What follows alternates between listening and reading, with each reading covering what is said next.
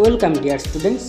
মাধ্যমিক পরীক্ষায় এই টাইপের প্রবলেম আসে যেখানে মান নির্ণয় করতে বলা হয় এবং এই অঙ্কগুলো সমাধান করতে দরকার হয় এই কোণানুপাতগুলো, বিভিন্ন কোণ আছে তার কোণানুপাতগুলো। যেমন এখানে প্রথম যে প্রবলেমটা, সেখানে সাইন 45 ডিগ্রির মানটা দরকার হয়, কোসেক 60 ডিগ্রির মানটা দরকার হয়, সেক 30 ডিগ্রির মানটা দরকার হয়।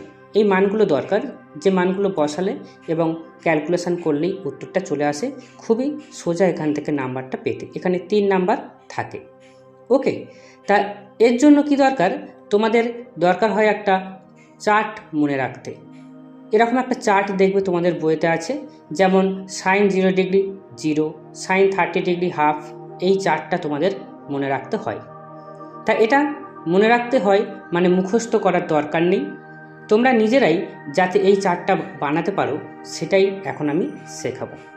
ওকে, এসো কিভাবে করবে সেটা স্টেপ বাই স্টেপ বোঝাই। ওকে,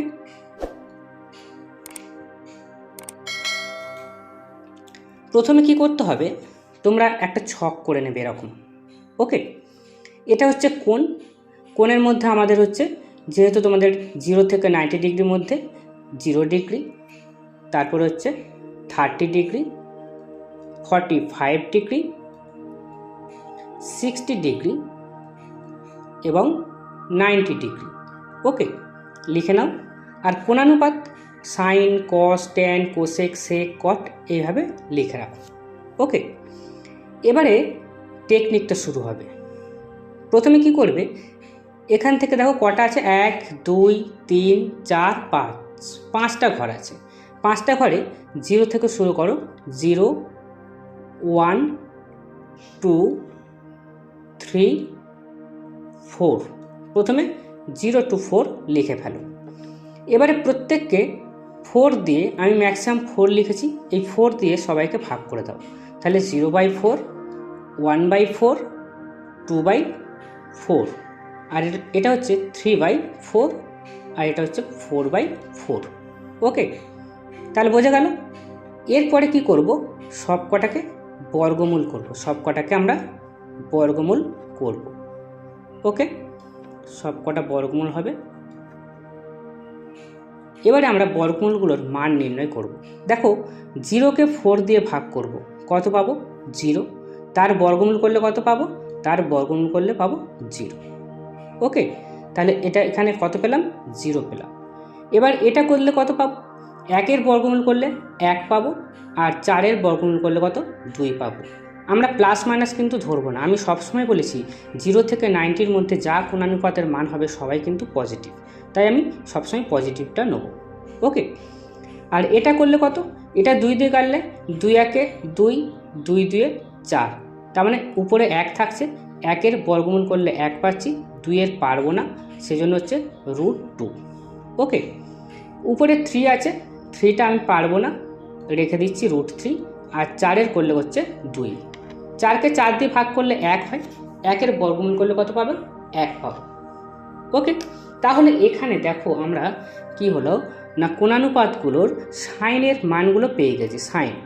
sign 0 degree 0, sine 30 degree half, sine 45 degree 1/√2, sine 60 degree √3/2, আর সাইন 90 ডিগ্রি 1। ওকে, তাহলে সাইনের মানটা পেয়ে গেলাম।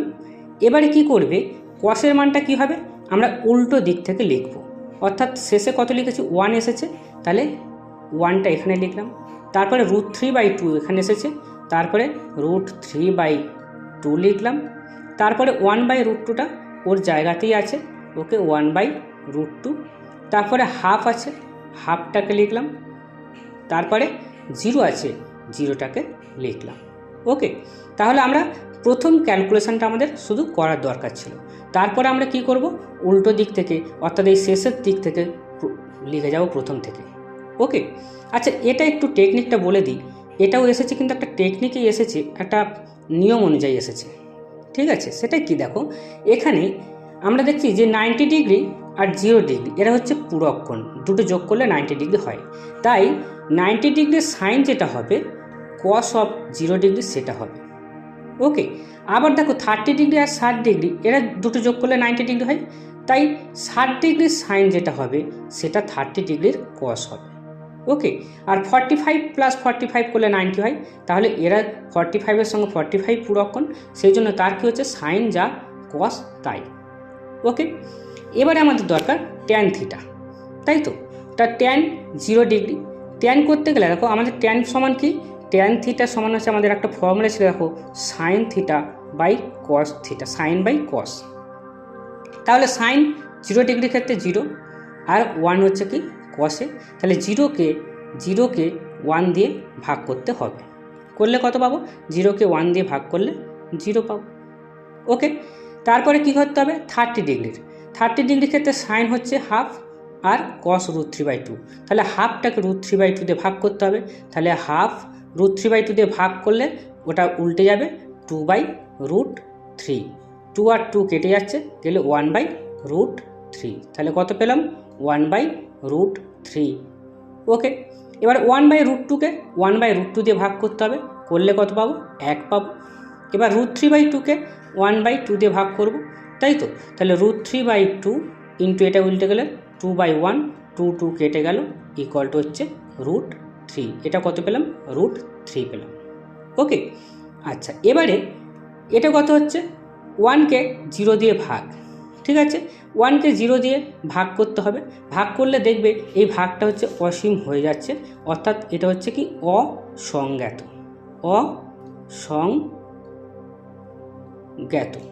ওকে, তোমরা অ্যাকচুয়ালি এখানে একটু ছোট করে দেখে দিই, 1কে 0 দিয়ে ভাগ, তাই তো, 0 দিয়ে 1কে ভাগ। দেখো তুমি যদি এখানে 0 দাও, 0 ইন্টু 0 হলে 0, 1 ভাগ শেষ। যদি 1 নাও, 1 ইন্টু 0, 0, 1 ভাগ শেষ। 2 নাও, 2 ইন্টু 0, 0, 1 ভাগ শেষ। এরকম করে এটা চলতেই থাকবে।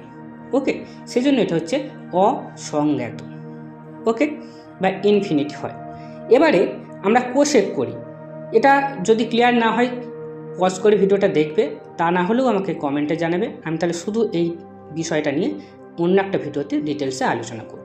ওকে, এবারে কোশেক, তা কোশেক মানে কি, কোশেক হচ্ছে 1/sin, অর্থাৎ সাইনের উল্টো।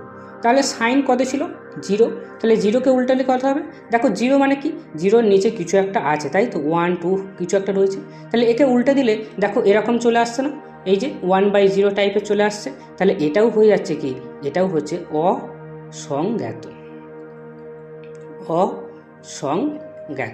ওকে, আচ্ছা এবার এটা কত আছে 1/2, একে উল্টে দিলে কত হচ্ছে 2, এটা 1/√2, একে উল্টে দিলে হচ্ছে √2, এটা √3/2, একে উল্টে দিলে হচ্ছে 2/√3, আর এটা হচ্ছে 1, তাহলে 1কে উল্টে দিলে হচ্ছে 1ই পাবো। ওকে, এবার হচ্ছে সেক, দেখো সেকটাও হচ্ছে কি না, কোশেক আর সেক, কোশেক হচ্ছে 90 ডিগ্রি মাইনাস থিটা করলে আমাদের সেক থিটা হয়। ওকে, তাহলে একইভাবে এটাও আমরা উল্টে লিখতে পারবো, এখানে কত এসছে 1, তাহলে এটা হচ্ছে 1, এটা 2/√3, এটা হচ্ছে 2/√3, এটা √2 আর √2 একই থাকছে, আর এটা 2, এটা হচ্ছে 2, এটা হচ্ছে অসংজ্ঞাত, এখানে হচ্ছে অসংজ্ঞাত। ওকে, সেই নিয়ম একই, তাহলে আমরা কি করলাম, দেখো কোশেকটা বার করলাম, বার করে তাকে উল্টে দিয়ে আমরা কি করলাম, মানে শেষের দিক থেকে লিখে এলাম, লিখে এলে আমরা সেকটা পেয়ে গেলাম। ওকে, এবার হচ্ছে কট মানে কি, ট্যানের উল্টো, অর্থাৎ 1/tan, তার ট্যান আমরা পেয়ে গেছি, ট্যান যেমন হচ্ছে কি এখানে কত পেয়েছি 0 পেয়েছি, তাহলে 0 মানে 0-র নিচে তো কিছু একটা রয়েছে, আমি মনে করছি 1 আছে, তাহলে একে উল্টে দিলে কত হচ্ছে 1/0, তাহলে 1/0 মানে যে এরকম অসংজ্ঞাত হয়ে যাচ্ছে, তাহলে এটা হয়ে যাচ্ছে অসংজ্ঞাত।